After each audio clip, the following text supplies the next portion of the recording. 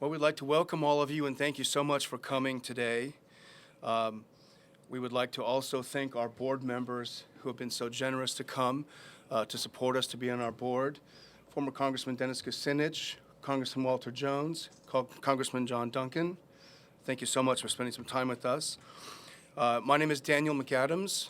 I'll be the Executive Director of the Ron Paul Institute for Peace and Prosperity. I worked for Congressman Paul in his congressional office for 11 years as his advisor on foreign affairs and national defense. We're here today to launch the Ron Paul Institute for Peace and Prosperity. This is the natural extension to all the things that Congressman Paul has been doing in his congressional life and in his other life. This is the next phase of his lifelong commitment to teaching and educating. I know that everyone here understands how closely Congressman Paul, how close this is in Congressman Paul's heart. You can not hear a speech or an event where Congressman Paul doesn't talk about the central issue of our day, which is peace and prosperity and civil rights at home. I'll tell you a very short little bit about the project, about what we have planned.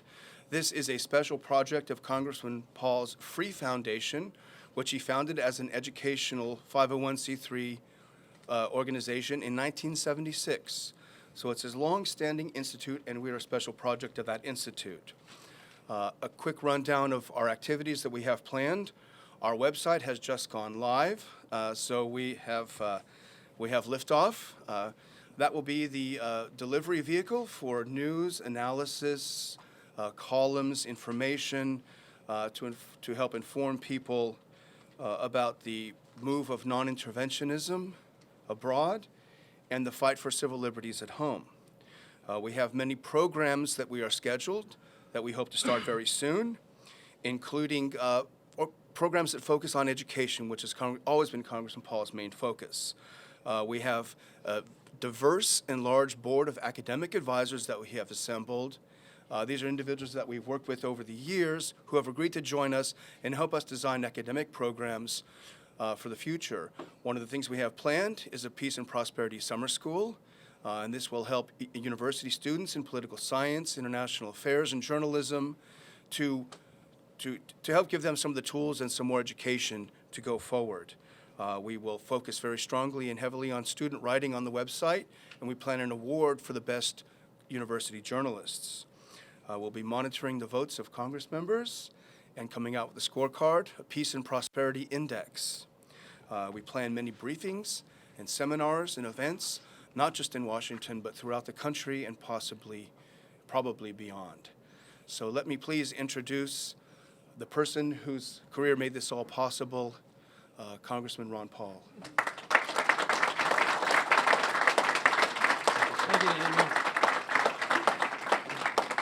Actually, I had a little bit to do with it, but Daniel really has had the incentive to formulate the ideas and put the effort forth to bring this about. So I compliment him. I depended on him for many years because he's a great analyst.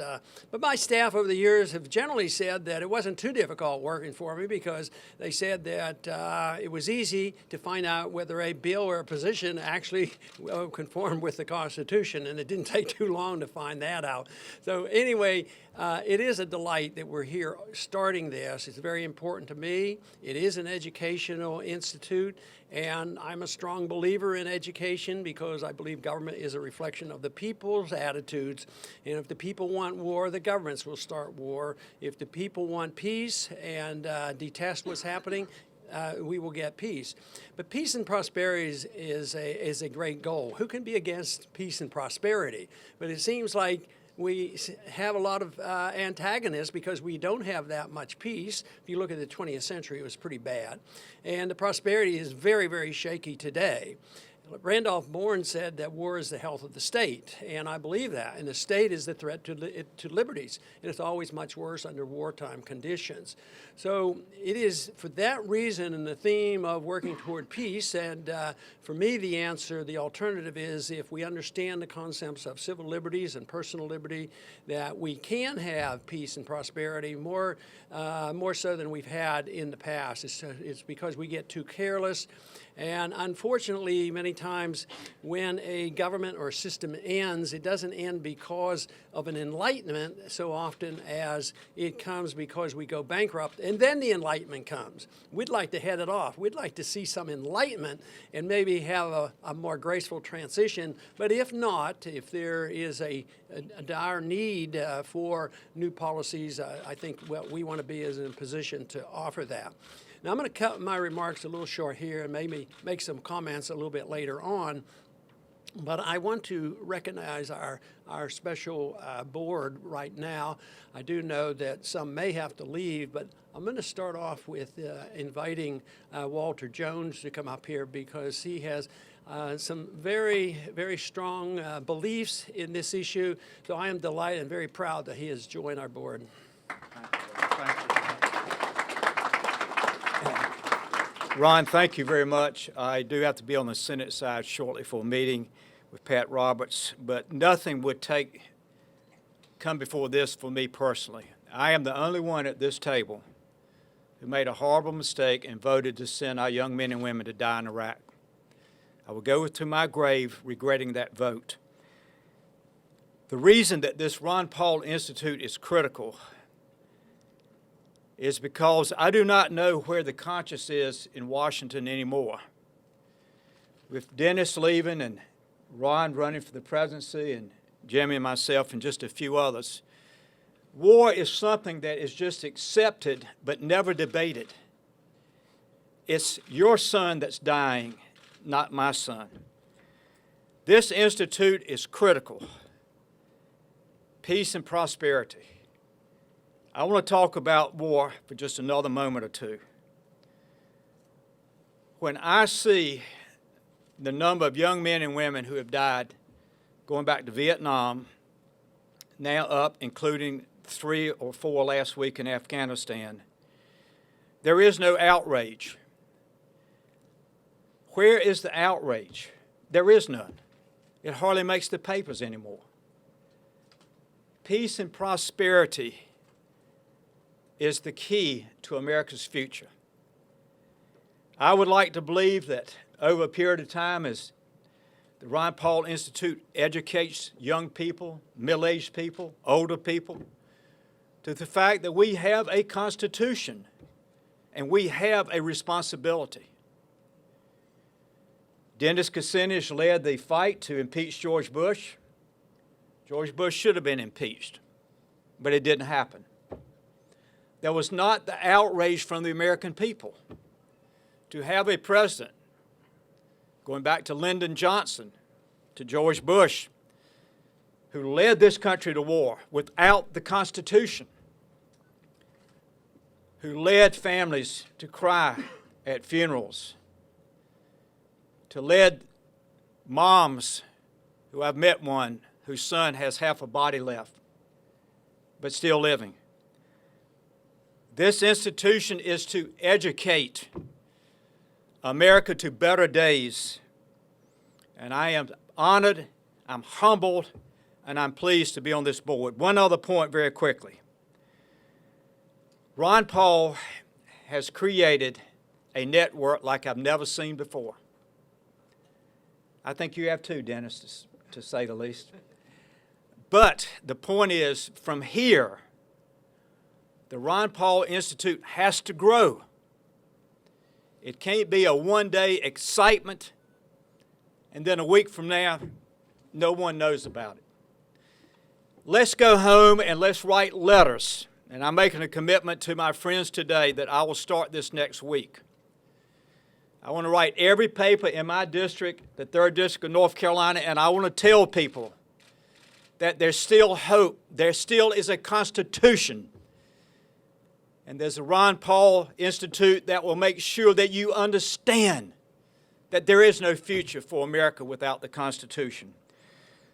With that, I hope and pray that we will audit the Fed. I hope and pray that we will never again send young men and women to die in a war that was never declared by the Congress based on the Constitution. And with that, I just say to my friends here today, Ron Paul, Dennis Kucinich, Jimmy Duncan. I am humble and I'm honored to be on this board, and I will do anything and everything I can to wake up America before it's too late. Thank you.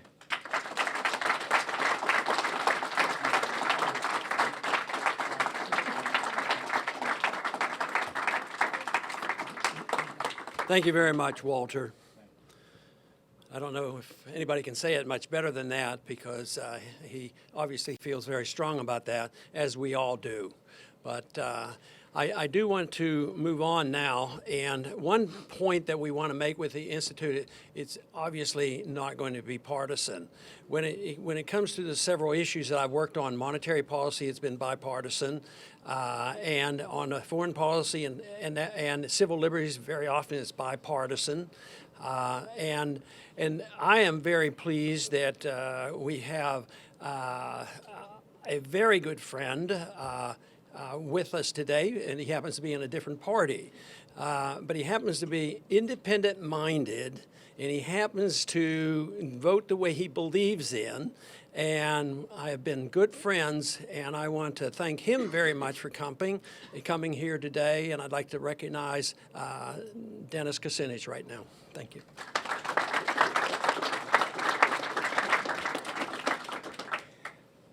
Thank you very much, Congressman Paul. Before I begin briefly, I would like to acknowledge the presence of Mrs. Paul and also my wife, Elizabeth Kucinich. So glad that we could be together, all of us, for this important announcement. And my colleagues who are here, what an honor it is to stand with you here on behalf of the Ron Paul Institute for Peace and Prosperity, as we have stood together in the Congress of the United States in previous Congresses. Peace and prosperity, as Ron Paul and I both know, based on the stands that we've taken in the Congress, they really go hand in hand, as does war and poverty. During this period of warfare in the United States, we've seen a rapid acceleration of wealth upwards. There are connections there that cannot be denied. On the other hand, peace and prosperity enable individuals all across this country to pursue their own dreams economically. I'm shoulder to shoulder with Ron Paul in being concerned about how war enables the state to become more powerful. And as a result, it deprives our citizens not only of economic vitality, but also of civil liberties. Now, I carry this copy of the Constitution with me, and it's and to me, this is not just a guide. These are the rules that we live by. But unfortunately, that's not the way it's been for the last decade, because over and over, this Constitution has been violated, particularly with respect to war. Even as we speak, we see war and the seeds of war being planted around the globe.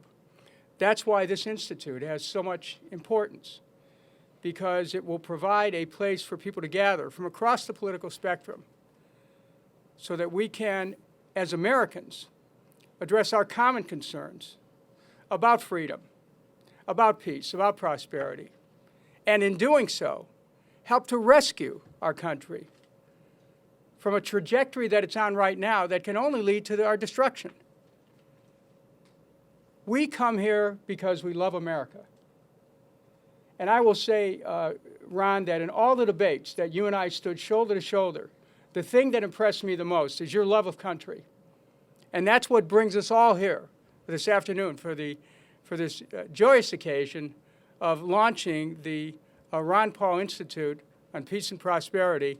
And I look forward to working closely with Ron Paul and all of the other board members as we look to a future where we can help our country make better choices to choose peace, to choose prosperity over war and poverty.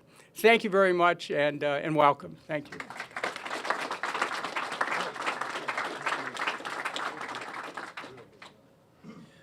Thank you very much, Dennis. And now I want to introduce another former colleague who's also has stood shoulder to shoulder on many of these issues. And the one thing interesting about this gentleman is that he he's a rare Republican at the moment because there was a tough vote 10 years ago dealing with going to war against Iraq, and there was a lot of hype. It was the post 9/11 atmosphere, and there was obviously tremendous sentiment to go to war in the Republican Party, and he struggled and worked hard to figure it out, but he came to the conclusion of that the war was not justifiable, and made his decision based on this. So, but there were 6 Republican congressmen that voted against it, and for various reasons, 5 of us are now out of Congress, and Jimmy Duncan right now is the lone Republican member of Congress that voted against the war and standing up to it. And it was not easy. It was not, he did not vote politically correct. And he told me not too long ago that it was his toughest vote ever. And it was very, very poorly received in his district 10 years ago. But today they consider it one of his greatest votes ever because he did what we're supposed to do as members of Congress, represent people. We're not supposed to put our fingers up to the wind and see which way the political winds are blowing. So he's a man of great principle and a good friend. I'd like to have Congressman Jimmy Duncan come up here now.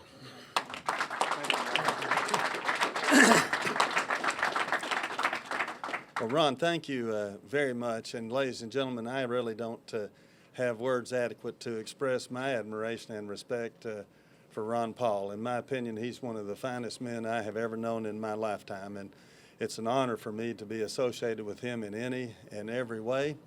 And what impressed me, many things about his service in the Congress impressed me, but one thing that impressed me the most is that even people who disagreed with him on everything still had admiration and respect for Congressman Paul because they knew he was a man of the utmost integrity and that he stood by his beliefs and principles, his strong belief in freedom, individual freedom and liberty, no matter what the legislation was, no matter what it might cost him in terms of committee appointments or other things. And so I think Ron Paul's a great American. It's an honor for me to also serve on this board with my good friend Walter Jones and with Dennis Kucinich and with Ambassador Whittlesey and Judge Napolitano and Lou Rockwell, all people, almost all of whom are much better known than I am. But I also want to say this. I think that Congressman Paul and I have tried through our time in Congress to follow what I would call a traditional conservative, a traditional Republican foreign policy. In fact, if you go back to the days of Senator Taft, Senator Robert Taft was referred to as Mr. Republican. And our beliefs are consistent with the foreign policy that he advocated through his years in the Senate, his great leadership. I just finished reading about 3 weeks ago a book by Evan Thomas called Ike's Bluff. And he told in there that in the 8 years that President Eisenhower was in office, there were several occasions when a lesser man, a man who had to prove his military support, might have taken the country to war. But President Eisenhower, being a military hero, did not have to prove how macho he was. And of course, he was so accurate when he warned this nation about the military-industrial complex. In fact, I'm convinced that President Eisenhower would be surprised or shocked at how true his words have become. I also read a quote from President Reagan at one time in which he said that you should never go to war unless there's no other reasonable alternative, and only then as a very last resort. I was called, I wasn't going to mention this, but since Ron got into it, I was called to a secure windowless room at the White House shortly before our vote on the war in Iraq with Condoleezza Rice, who was National Security Advisor at the time, and John Tenet and George Tenet and John McLaughlin, the top 2 heads of the CIA, and they told me how dangerous Saddam Hussein was. Well, I can tell you, I had watched the first Gulf War, and I'd been to all the briefings in which they told us how dangerous Saddam Hussein was and his elite troops, and then I saw those same elite troops surrendering to CNN camera crews and empty tanks. And I felt then that the threat of the first Gulf War had been greatly exaggerated. And then we continued to bomb Iraq all through the time between the first Gulf War and the second Gulf War, spending billions of dollars bombing on average every fourth day, and most of the American people didn't even know we were doing that. In fact, I remember reading a front page story one time about the forgotten war that was going on, or the war that people didn't know about. And so I read everything I could get my hands on about whether we should go to war in Iraq. And when I got down to that secure room at the White House and they tried to tell me all the reasons that we needed to go to war, I asked him, I said, well,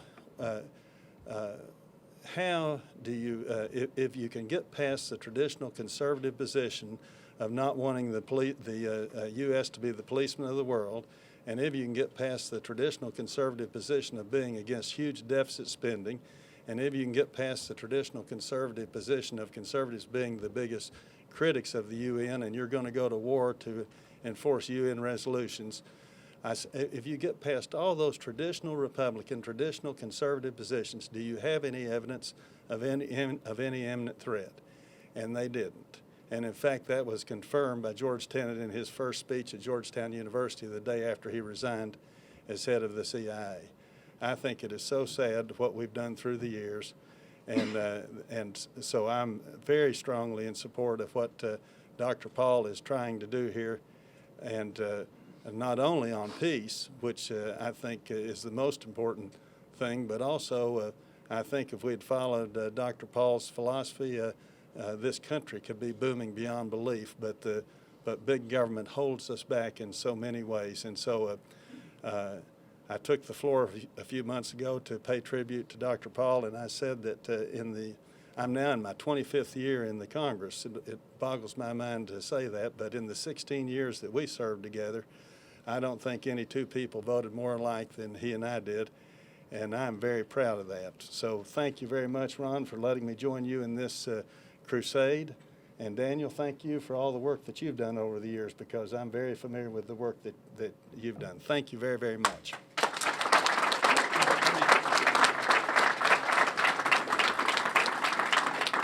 Thank you very much. I want to introduce another member of Congress who's very interested in this subject and wanted to visit with us today, because we do have some young people come into Congress that have true beliefs and are not bogged down with some of the baggage that others have. So I'd like to introduce Thomas Massie from Kentucky, who is a very good young member of Congress, and I am delighted that he came over here today. Thank you. This is an incredible honor to be here for the kickoff of this institute. We're all, a lot of people are wondering what's next for Congressman Ron Paul, and a lot of people are looking to the younger congressmen that have joined us, and I'm one of those. And they say, I'm approached by other congressmen, they say, well, how does Ron Paul appeal to the young people? And I say, it's quite simple. He's principled, and what he says honestly from the heart. And he doesn't put any veneer on it. And there are a certain set of us who are trying to do the same thing. We want to be independent voices in Congress. And how many times have you heard people say, well, I agree with Ron Paul, I like him, but I don't understand his foreign policy. I can't go along with his foreign policy. Well, I recognized it immediately when I heard Congressman Ron Paul speak. They taught it in my Sunday school. It's called the Golden Rule. Do unto others as you would have them do unto you. Not as Boss Hogg and the Dukes of Hazzard would say, do unto others before they do unto you. But it's the golden rule, and it's an honor also to serve with Jimmy Duncan and Walter Jones. More than once we've stood on the floor, I think, since Congressman Paul left, and wondered what would Ron Paul do in this situation. And that's always fun to try and guess what he might have done. But we do vote independently, and I want to leave you with this story about the first time I voted independently, and it didn't happen to line up with my party and the way they were whipping the vote. So I voted no on a particular bill, and I sat down, and I was immediately approached by a staff member from the leadership, and they said, well, the party's voting yes on this particular bill. And I said, well, I'm voting no. And they said, well, there's somebody over there can explain to you what's in this bill. And I said, well, I've already read the bill.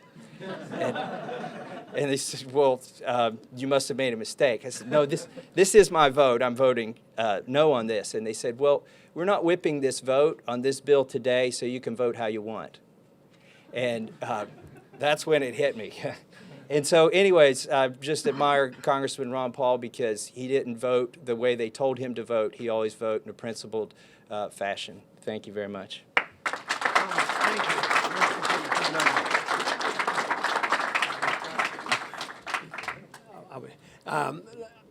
Thomas brings up a subject that I remember very clearly, as well as many of you others have, and that is the audacity to bring up a golden rule in foreign policy. And I did bring that up in one of the debates, and it has turned out that the crowd there happened to think that was an outrage, and they booed this whole idea. But what is life all about? You know, all the great religions endorse in principle. Religions are different, but there's some things that bring religions together. Most of them endorse the Ten Commandments, or major parts of the Ten Commandments, and most of them endorse the Golden Rule. And yet, what is wrong with the Golden Rule in foreign policy? We don't have to have a real complicated philosophy other than the fact that we shouldn't initiate force. But what do we have today? We have a position that has been endorsed for 10 years now of preemption, and try to have preventive wars. You know, if we were more honest with ourselves, we'd be talking about aggression. This whole idea that we have to go to war to stop somebody because someday they might get a weapon or they might do something bad. And it's just totally out of control, and it's important for a lot of reasons. Under the conditions of war, civil liberties are always more threatened, and certainly today in these last 10 years, you know, whether it's the NDAA and the Patriot Act and a kill list by presidents that do it without, jurisdiction to do this, it's just going on, and it's going to get much worse unless we have people understanding what these principles are. And the other bit of a pet peeve that I've had, and a total misunderstanding about the connection between economics, and Dennis mentioned even the Federal Reserve, the connection of economics to the Federal Reserve in wars. You don't fight wars without printing money. There's always inflation on wars, and it's always an economic matter. But even today, we have been taught in our schools too often, and this is where education would come in, we have been taught in economics that the Depression ended with the war. Well, I happen to remember that time. There was a depression, and I remember the war more clearly, and there was no prosperity during the war. There was less for our family during the war, and rationing and all those kind of things. So the depression didn't end because of the war. And people even propose these things. Oh, well, maybe a war would get us out of this. But there's also the economic connection of who proposes these antagonisms, whether it's pumping up this antagonism between this country about to attack us. You know, the Koreans are coming. Let's do something. Build more weapons, and on and on. At the same time, we can't even figure out who the good guys or the bad guys are in Syria, but we have to go over there. Today it was announced that we put troops in Jordan. And, you know, that contradicts everything we're trying to talk about, that war should be fought only by the people declaring war through their Congress, and not by the Congress going to war at the whim of a president. That declaration of giving the president the authority back in 2002 to go to war, it was ducking the issue. They said the president has the authority to do what he wants. It didn't tell him to do it or not to do it. It just said, well, the president is smart enough, he can go to the war. At that time, the chairman of the committee told me, once I raised the question about the Constitution and offered a substitute and said, if you guys want to go to war, declare the war and be more honest about it. Of course, nobody voted to do that, but I was lectured. And they said, that part of the Constitution is anachronistic. We don't follow that part of the Constitution anymore. And this is where the problem is. So if we think it's complicated, it really isn't. If we have more people like the gentleman that came here today and just say, you're not allowed to go to war. And if they do go to war, don't give them the money to fight these wars. It's up to the people, though, to make sure their members of Congress, respond that way. But more importantly, governments reflect the people's attitudes. They reflect the attitudes about the war and economics. So if the people say we want this and that, generally that happens. But if the people aren't for wars at the beginning, most of the time people aren't for the war. That's a natural instinct. People want peace and prosperity. And Jimmy testified to it, and Walter testified to it. They come and they give you briefings. Well, a few years ago, like after the first briefing or two, I'm not going to those briefings. Those briefings aren't briefings. We have top secret clearance. But I don't know whether they have the same experience. In a way, I think they did, is that the briefings aren't giving you information. They're giving you war propaganda. They're trying to build up this, and this is what is conditioned between, the government and through news outlets, through TV and radio and movies and everything else. So I don't see the solution as 2 or 3 more members of Congress, which is crucial and helpful. But ultimately, we have to reach the people. We have to reach the young people. We have to change the people's attitude. And it'll be so necessary very soon because we're getting to a climactic end of being able to afford these wars and these excessive debts. And it couldn't be done if we couldn't print the money. Well, right now, even the printing presses, though they're running rapidly, that will come to an end too. And then, if they won't listen to us calmly and deliberately and start changing the policy, there will be a time that we will have to reassess it. And the main goal is to fight hard so that the authoritarians who want to even get bigger, more authoritarian government, that ends and they go back, and we don't have to invent something brand new. It's a natural instinct for people to want peace and prosperity, and we have a pretty good history that we had a rule of law at one time, and that's called the Constitution. So if we want to refine the Constitution, that's fine. There can be some changes made, but the thing of it is ignoring the Constitution about going to war and these many other things. So we can have our disagreements, but if we totally ignore the Constitution on an important issue like going to war, that's where we're going to have a lot of trouble. But there's no reason, I can tell you, and I'm going to finish by saying, in spite of all these problems, I'm more optimistic than ever because I have gone and I've traveled a lot.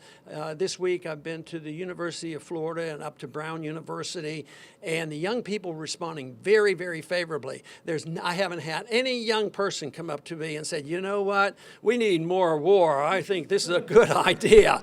Young people are instinctively, opposed to this, and they're pro-liberty too. So for that reason, I think there is a whole generation now thinking in these terms. So this is the reason I responded favorably to Daniel's idea about an educational institute to change people's minds and understanding. Because a lot of people do these things with good intentions. It's because they're told, well, if we don't do this, the terrorists are going to win, and all that kind of propaganda. So we have to refute that. If you don't refute it and the people don't understand it, this will continue. But not only do I see this as a dangerous period, I see it as a tremendous opportunity, and I have a lot of confidence in Daniel on the way he's going to organize and run this and bring people together. And it's an opportunity, once again, not to be so partisan. This is why it just happens that I'm a good friend of Dennis, is because we see this above and beyond the partisanship. There's only a few. He only has a handful or two on the Democratic side that would vote on principle instead of being just obedient to the party. So we have to be obedient to the truth. And if we do that and we encourage this natural instinct to strive for peace and prosperity, I think we're going to do quite well. And with your help and support, I think our institute can be successful. So I am very pleased that Daniel has put the effort in and gotten us well started here. And I think we will have a great future, especially because Daniel will be heading this up. Thank you very much.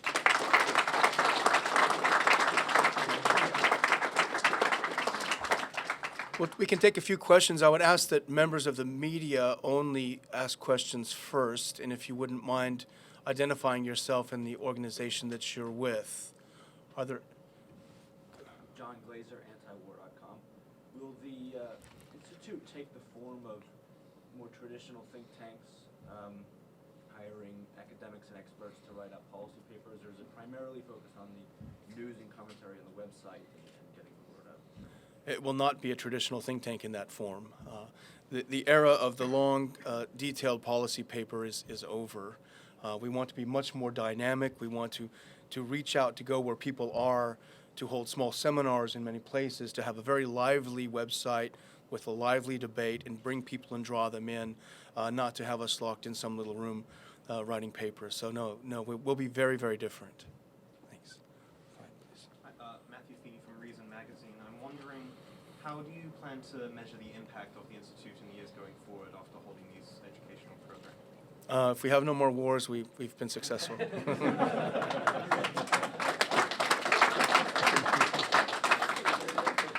Well, as you know, if you follow Dr. Paul's career, it's always, and the other gentleman as well, it's a very long, slow slog, and it's measured, one mind changed at a time is a great success. We don't always have a very clear benchmark, but we know we're making progress. So that's how we move forward.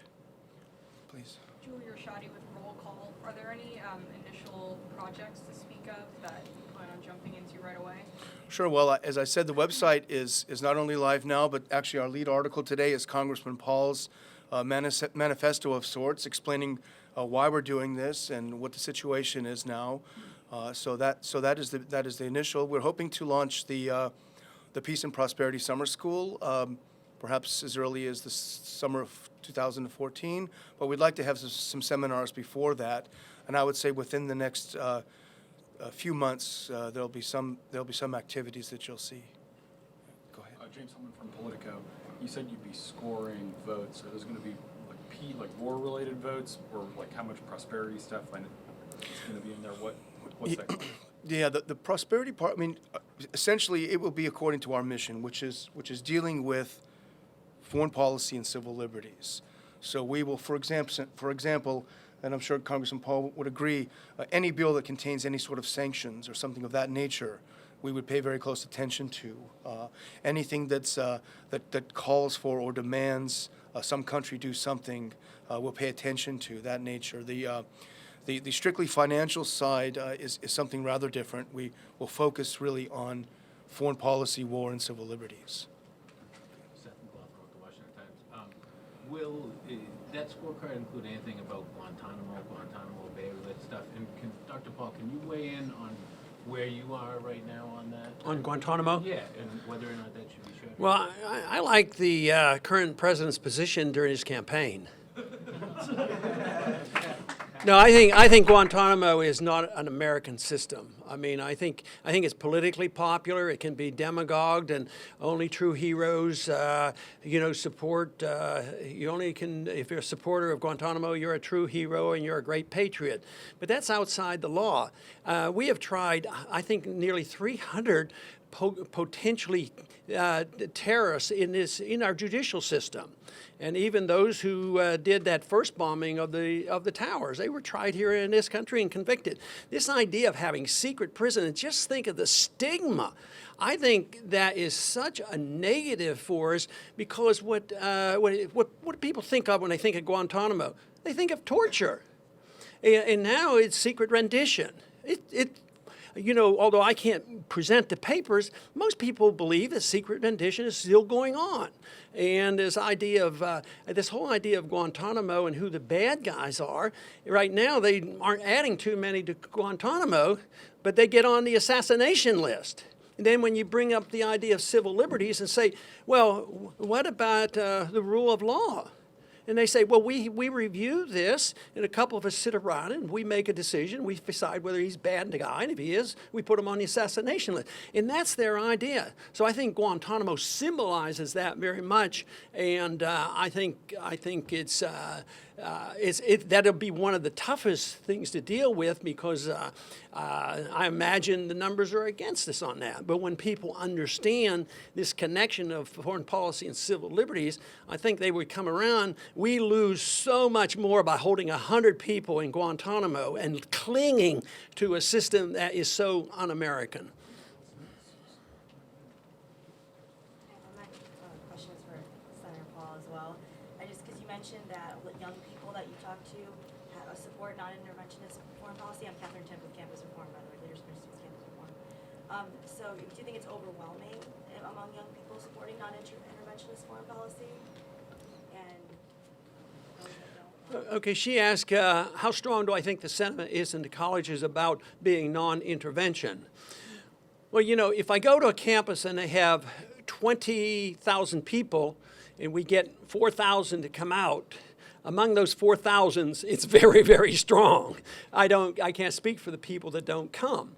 But no, from my viewpoint, and the people who are interested in what I've been talking about, it's very, very strong in one of their biggest issues, because that is one of the answers, they give me, is the foreign policy. And Daniel mentioned this about the foreign policy, and that was said in the campaign. I did have personally people who come up to me and they say, "Ron, I love you," in the primary. And, "Oh, I love what you're doing. You're a good fiscal conservative, but if you'd only change your foreign policy."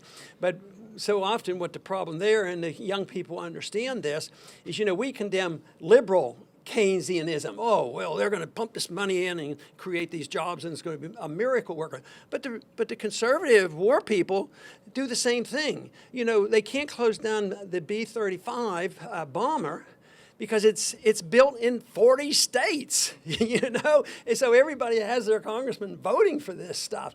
No, the young people know this and understand it, and I think the support is very, very strong. But I can only talk about that group that come out, and obviously not everybody can come out on one campus. But it's enough to encourage me a whole lot. Let me add something to that. I have to leave, but before I leave, I just wanted to say, back last year one time, I happened to hear the NPR News, and they had a report about Dr. Paul signing one of his books in New York City, and the reporter expressed amazement that people were lined up for several blocks to get his signature, and that they were practically all in their 20s and early 30s. Then about a month ago, I went down to one of my alma maters, George Washington University. They asked me to introduce Dr. Paul.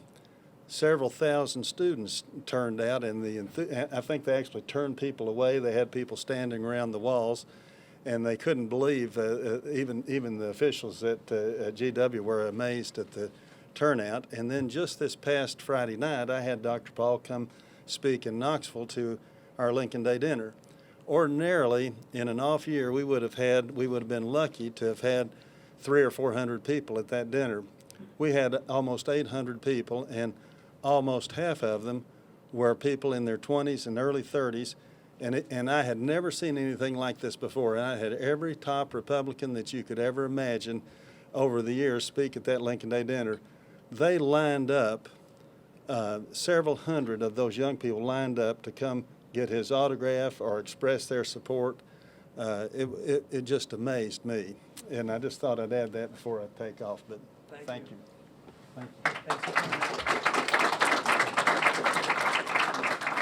Yes? Megan Lopez, RTTV. I am wondering, now that you have this institute up and running, what specific issues are you planning on tackling first, and how specifically are you planning on tackling them?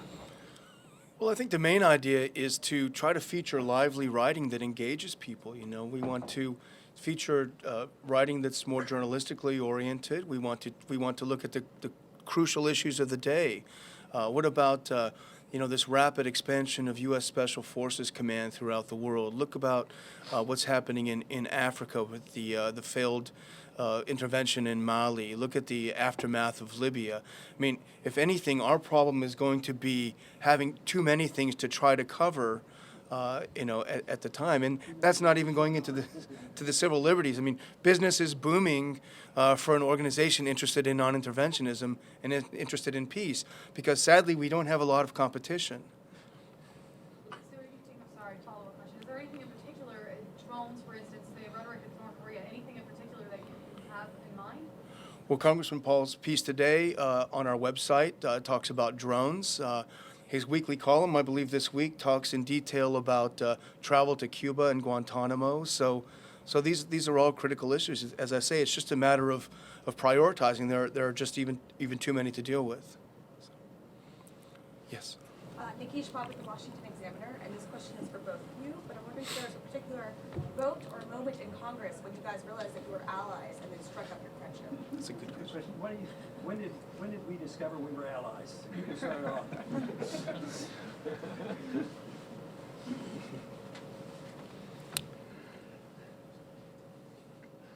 I think that you have to look at the lead up to the war in Iraq and the drumbeat that was going on for war, and members of Congress were swept up into it. And as a Democrat, I organized about 125 other members for the purpose of challenging the administration's march towards war. It's always more difficult for people in the party which has the White House, if you're a congressman, to be able to challenge your president. It just is. I mean, this is one of the reasons why Democrats today in the Congress are having difficulty challenging President Obama's drone policies, because it's just very difficult. There's an unspoken assumption that somehow you're just supposed to support your party. But I think Congressman Massey, as a new member, pointed out the perils of that. You lose your integrity, your individuality if you don't vote your heart. Well, Ron Paul and I think if you go back to Iraq, that's when we started to compare notes, coming from two distinctly different political experiences. Mine, primarily urban, big city. And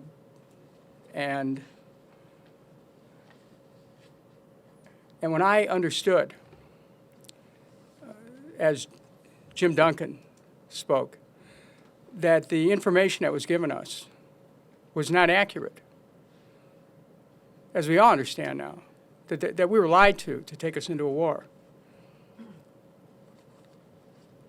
Ron Paul and I began a discussion during that time.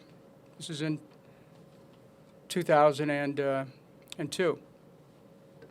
And then we started to compare notes on a whole range of issues, dealing with international relations and interventions, and then civil liberties, and then the Fed. And I think that what our relationship has demonstrated is something that should not be missed by the American people, and isn't missed by the American people, even if the political establishment likes to ignore it. There's a place where Americans of all political persuasions meet, whether left or right, liberal, conservative. There's a place where we meet about what we believe America should be about, and our love of country, and how we're ready to express it. And that's where Ron Paul and I met, in that place. And I think that what's happening is the two-party system, of which we've both been participants in, both of us being involved in seeking the nomination of our respective parties for president, we still recognize the deficiencies in that two-party system. And a two-party system does not have an inherent right or a perpetual franchise that it can forever claim the affections of the American people if it doesn't respond to the practical aspirations of the American people for peace and prosperity, which is why this institute is so important. So the affinity that Ron Paul and I have demonstrated through our standing shoulder to shoulder on a whole range of issues over the years really stems from this love of country, which knows no political boundaries and knows no ideology. You just love America, and you want to do what's right for the country, and you just see something wrong, you're not afraid to challenge your own party and say so. So, Ron, it's great to be here with you on the occasion of the launch of your institute. I'm proud to be on the board, and Elizabeth and I look forward to getting together with you again soon. Thank you. Thank you. Thank you.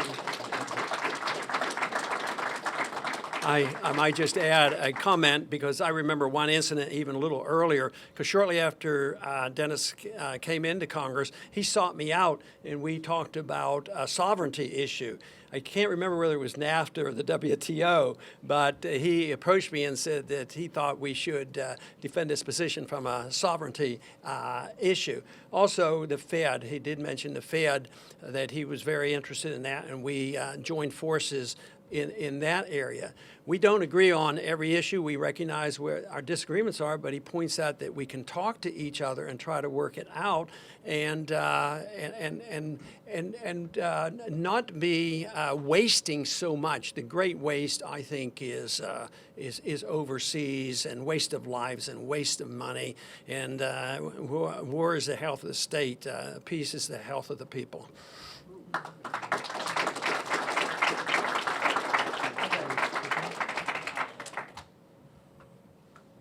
Yeah, do you have one more? Yes. question. My name is Christopher Goins, and I'm with Policy 365. I have a question for both congressmen. What do you think that we should be doing about North Korea and how the administration... His question is, what do you think we should be doing about North Korea? A lot less, a lot sooner. A long time ago. The Korean War broke out. I was a freshman in high school. That is about 63 years ago. And we're still there. We shouldn't have gone in. That was one of the great things. The first thing the UN did was get us involved in the Korean War, and we're still there. The war never ended. We have been the obstacle to the unification of Korea. We got whipped in Vietnam, and guess what? Just think of the difference between 20 years of the French and the Americans telling the Vietnamese what to do. And of course, there were communism involved and dissension and civil strife going on. But what was achieved in those 20 years? A lot of people died, and a lot of wealth was consumed. And just think of what was achieved in peace. Now, the Vietnamese, nobody has a perfect country, but they're more westernized than ever. They have a market economy. They trade with us. We go over there. We visit there. We invest over there. Just think of what was achieved in peace. They never was achieved in 20 years of war. Korea, exactly the opposite. We stayed there. When I was in the military, I went up to the DMZ, right at the division of North and South Korea in the 60s. It's never changed. And we just stay there. It's like, we're not going to let you go to talk to each other. And I think that we should just get out of the way. I said it in the campaign. I keep saying it. We just ought to come home. The sooner the better, and let them solve their problems. We don't know what's best for the Koreans. Let the Koreans take care of their problem.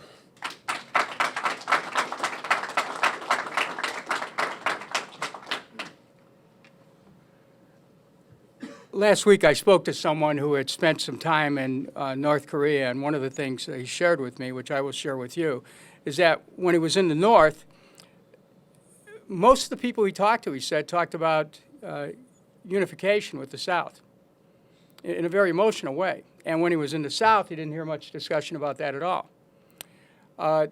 We have to remember that the severing of North and South had an effect on people that some have not recovered from. And it really has been a striving for unification, which our country's position has been no. We should have an international policy that focuses on how we can help people coexist peacefully. And when we're doing military exercises on borders during a time of heightened tension, that can sometimes serve to exacerbate conditions. So the thing we always have to be concerned about, and this is, I know what you're going to be working on with the Institute, we've got to reject these comic book type appraisals of international situations. They're much more complex. We can't let anybody just try to spoon feed us some narrative that is stereotypical, that leads to stereotypical thinking at a time when we really need some deep analysis about what actually is going on. And the last thing we want is a war. You know, I stand with Ron Paul and the other members here saying, look, America has a right to defend herself. We recognize that. But we also recognize the difference between offense and defense. I mean, I was a third-string quarterback in a not very good high school team. And I can tell you that I know the difference between offense and defense. And the people who run this country ought to know that difference too. But right now, in the name of defense, we're practicing offense. And it's leading us into a very dangerous condition as a nation. Ron, again, thank you. And let's continue to work together. Thanks. Thanks. Thank you, everyone, for coming. We're happy that you're here. We hope that you'll continue looking at our website every day. Keep in touch with us. We look forward to your feedback and your support. Join the foundation, join the Institute. There's a place on the website where you can do that. Thank you very much for coming.